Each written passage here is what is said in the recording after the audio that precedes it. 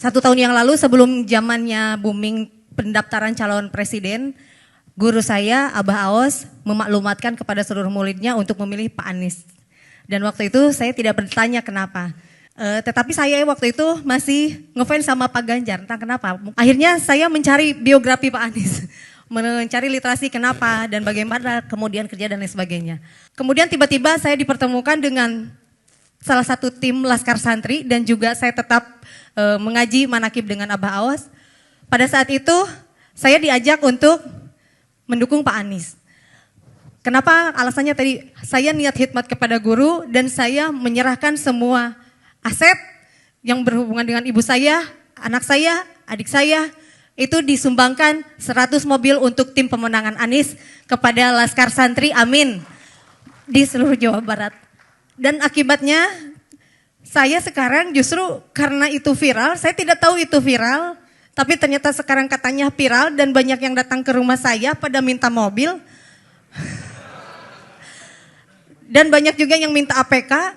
Karena khawatirnya waktu itu tim Anies ini APK-nya paling miskin. Nah yang ingin saya pertanyakan Pak, apakah saya ini akan terjerat hukum? Katanya saya udah dilaporkan ke Bawaslu, kemudian ke aparat-aparat hukum yang lain, kemudian saya juga diaudit dan lain sebagainya.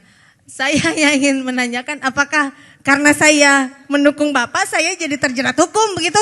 Padahal kan saya hanya lillahi ta'ala niat khidmat ke guru, alhamdulillah. Oke. Apakah memang semua pendukung Pak Anies akan disepertikan saya gitu? Karena hampir setiap keluar rumah takut, terus kemana-mana disorot gitu. Padahal tidak mengharap apa-apa, saya hanya ingin punya pemimpin yang baik, yang amanah.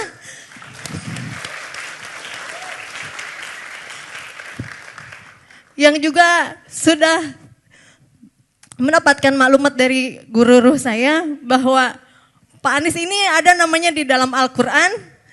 Amin itu disebutkan 14 kali dan Caimin itu adalah wakil presiden ke-14 kali. Dan mudah-mudahan itu memang menjadi doa Presiden 2024 adalah Pak Anies Rashid Baswedan, amin.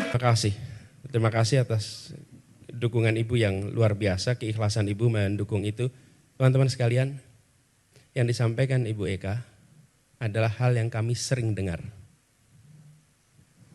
Ini bukan barang baru, Bu Eka. Bahwa ketika melakukan dukungan, ketika hadir di acara kami di berbagai daerah, ketika kami pulang, mereka yang hadir sering mengalami pemeriksaan macam-macam. Ada yang usahanya bahkan ditutup, diperiksa oleh sebuah badan tentang kontennya yang diproduksi. Dan produksinya, tadi pagi saya mendengar, pabriknya ditutup. Kenapa? Kita nggak tahu kenapa sebabnya. Tapi yang jelas peristiwa mereka sudah beroperasi bertahun-tahun, kemudian ikut dalam kegiatan yang melibatkan Anies dan dia ikut mendukung, lalu sesudah itu dia mengalami pemeriksaan lengkap dan sampai akhirnya ditutup pabriknya. Ini true story saya tadi pagi rasakan. Dan setiap kami ke daerah kami menemukan peristiwa persis yang disampaikan Ibu Eka. Itulah sebabnya kenapa kami ingin memperjuangkan kebebasan berpendapat, kebebasan untuk berdemokrasi. Karena negeri ini sesungguhnya adalah negeri merdeka yang kita harus memberikan kesempatan pada siapapun untuk memiliki kesetaraan. Dan itu mulainya dari puncak. Bapak sekalian, kami melihat bahwa demokrasi itu memberikan ruang kepada perbedaan pilihan.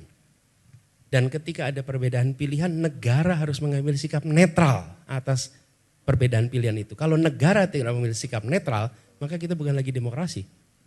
Jadi perjuangan kami sekarang itu malah menjadi makin yakin bahwa kita berjuang untuk mengembalikan agar demokrasi yang sesungguhnya bisa hidup di negeri ini. Bukan demokrasi yang semu seperti ini. Jadi Bu, apa yang Ibu kerjakan, apa yang Ibu alami itu dialami semua. Ibu, kita berjuang sama-sama di sini dan menurut saya seluruh rakyat Indonesia seharusnya memilih kebebasan. Mau pilih nomor 1 boleh, mau pilih nomor 2 boleh, mau pilih nomor 3 boleh. Dan negara tidak boleh memberikan sanksi, tidak boleh bersikap tidak netral atas itu semua. Dan mudah-mudahan Ibu di Sumedang dengan Ibu bicara di sini, mudah-mudahan tekanan-tekanan pada Ibu itu malah justru berkurang, tidak bertambah. Kalau bertambah, laporkan, kita akan ceritakan kepada rakyat Indonesia semua. Bahwa ada orang yang menjalankan haknya, lalu kemudian diproses. Ya, betul. Ya.